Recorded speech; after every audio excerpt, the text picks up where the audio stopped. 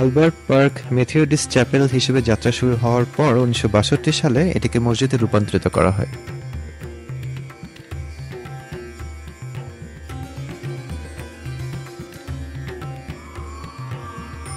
এটি আমার অফিসের প্রেয়ার রুম।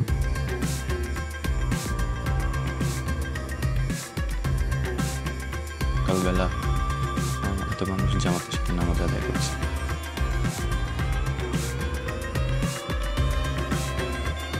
সুন্দর এই পৃথিবীতে, সুন্দর এই দিনে যে যেখান থেকে আমার আজকের এই ভিডিওটি দেখছেন, আপনাদের সবাইকে জানাচ্ছি সাদর সম্ভাষণ।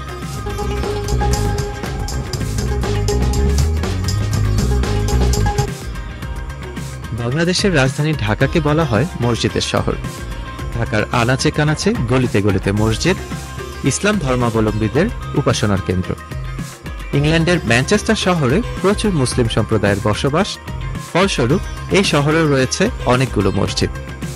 গুগল ম্যাপে সার্চ দিয়ে দেখলাম এক ম্যানচেস্টার শহরের সিটি সেন্টারের আশেপাশেই প্রায় 55 থেকে 60টির মতো ছোট বড় মসজিদ রয়েছে, আর গ্রেটার ম্যানচেস্টার ধরলে সে সংখ্যা অনেকে গিয়ে দাঁড়াবে।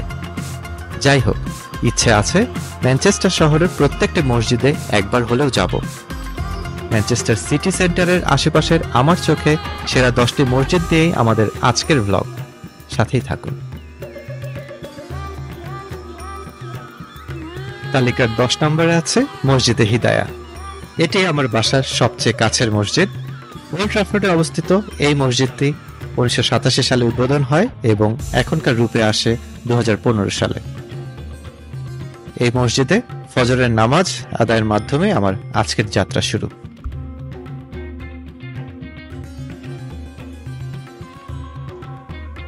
ফজরের নামাজ আদায় করলাম আমার বাসার সবচেয়ে কাছের মসজিদে হিদায়াতে। প্রায় 3 কাতারের মতো 4 কাতারের মতো মানুষ সেখানে হয়েছে। ইমপ্রেসিভ। সকালবেলা এত মানুষ জামাতের সাথে নামাজ আদায় করছে। বেসফোর্ড রোড লং সাইটে বাংলাদেশি কমিউনিটি পরিচালিত শাহপরান মসজিদ রয়েছে তালিকার 9 নম্বরে। বেশ পরিপাটি ছিমছাম একটা মসজিদ। ফজরের পরে তেমন কোনো অ্যাক্টিভিটিস বা লোকজন না থাকায় লাইট জ্বালিয়ে ভিতরটা দেখাতে পারলাম না বলে আমি আন্তরিকভাবে দুঃখিত।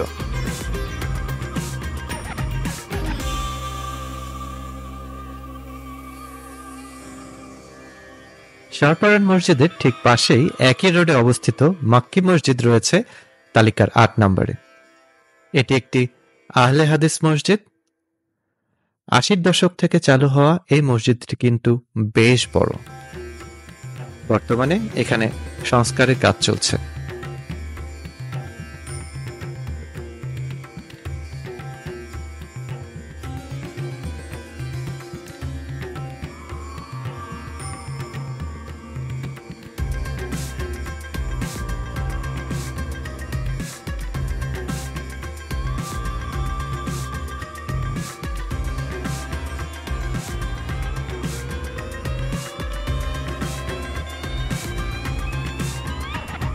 তালিকার 7 নম্বরে রয়েছে ডিডসবিরি সেন্ট্রাল মস্ক।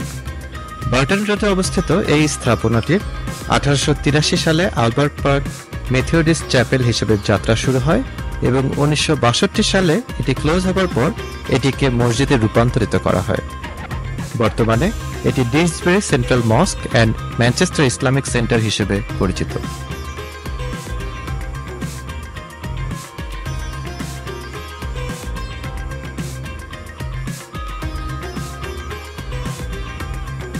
এবারে আবারও ওল্ড ট্রাফোর্ডে ফিরলাম।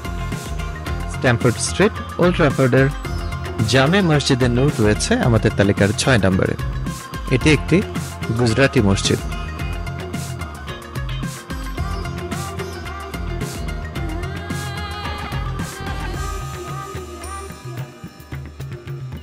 তালিকার প্রথম অর্ধে যাবার আগে বোনাস একটি মসজিদ আপনাদের জন্য। সেন্ট জনস রোড লং সাইটের এই দৃষ্টিনন্দন পুরাতন চার্চটি এখন কাদরে জিলানিয়া ইসলামিক সেন্টার হিসেবে পরিচিত।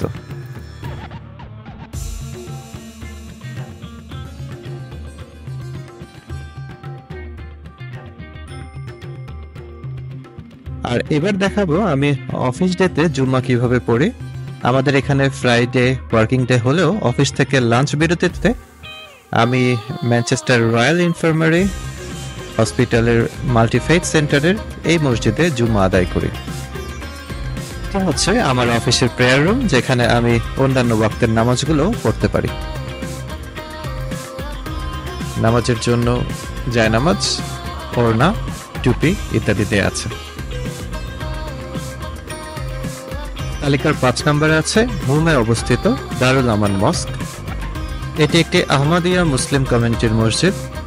2012 সালে এই মসজিদের যাত্রা শুরু হয়।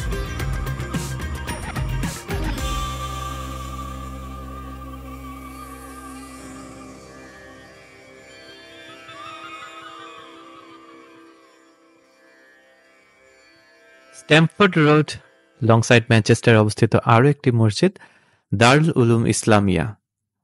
এটি প্রথমে আমি বুঝতে পারিনি যে এত বড় মসজিদ, বাট এটির ভিতরে ঢোকার পরে দেখলাম যে এটি আসলে অনেক বড়।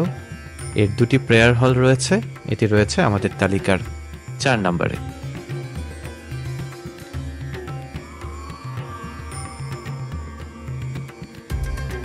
এবারে আরেকটি বাংলাদেশি কমিউনিটির মসজিদ ম্যানচেস্টারের রাশমের Shahjalal mosque and Islamic centre. এটি আছে আমাদের তালিকার 3 নম্বরে। এই মসজিদটি 1967 সালে তৎকালীন পূর্ব পাকিস্তানি কমিউনিটি যারা ম্যানচেস্টারে বসবাস করত তাদের তত্ত্বাবধানে যাত্রা শুরু করে। পূর্বে এই স্থাপনাটি ম্যাকলারেন পাবলিক ইনস্টিটিউটের অধীনে ছিল। 1975 সালে এর প্রথম পরিচালনা কমিটি গঠন করা হয়। আমাদের তালিকার 2 নম্বরে আছে সিটি জামিয়া মসজিদ বা the Islamic academy of Manchester. এটি ম্যানচেস্টারের one of the oldest Islamic organisation. Stockport রোডে অবস্থিত এই মসজিদটির স্থাপনা 1837 থেকে 1839-এর মধ্যে স্থাপিত হয় চ্যাপেল হিসেবে। এরপর Sunday school of the Welsh Baptist chapel 1974 সালে এটি অ্যাবান্ডন করার পর এটি ইসলামিক সেন্টারে পরিণত হয় ও 2015 সালে এটি বর্তমান রূপে রূপ নেয়।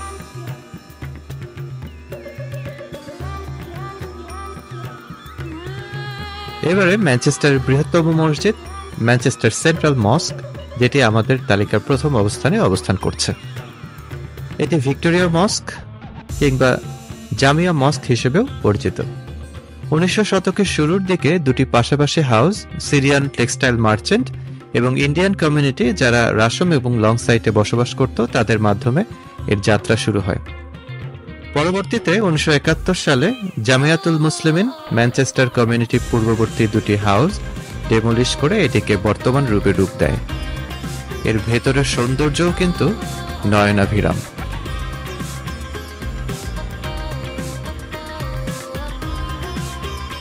আমার চোখে ম্যানচেস্টারের প্রাণকেন্দ্রের 10টি মসজিদ আমি আপনাদেরকে দেখালাম। এসব প্রায় প্রত্যেকটি মসজিদে মহিলাদের জন্য নামাজের সুব্যবস্থা আছে। আশা করছি ভিডিওটি আপনাদের ভালো লেগেছে। আপনাদের সবার সুস্বাস্থ্য ও মঙ্গল কামনা করে ভিডিও শেষ করছি। আল্লাহ হাফেজ।